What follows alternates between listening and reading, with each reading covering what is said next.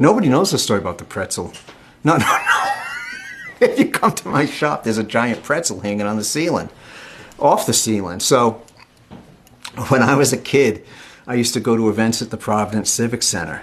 Any kind of event I could. I love the place. I still love it, but I haven't been in a long time.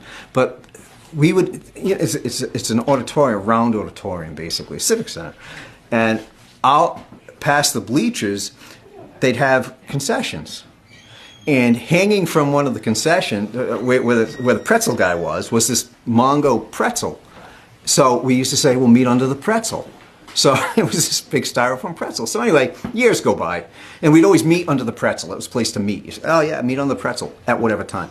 So years go by, and I'm at a job.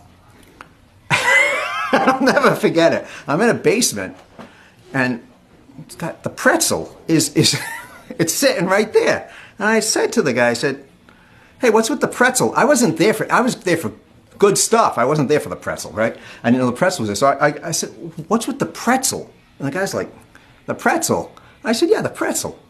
He said, that's from the Civic Center. They were renovating, and I got it out of the trash.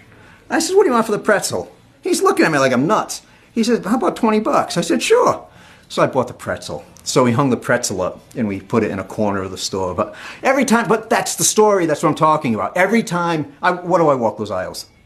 50 times a day, I don't know, every day for years. I see the pretzel, and it always makes me smile every time I see the pretzel. Just one of those things, but it's the story that I love. It's not necessarily the pretzel, it's the story.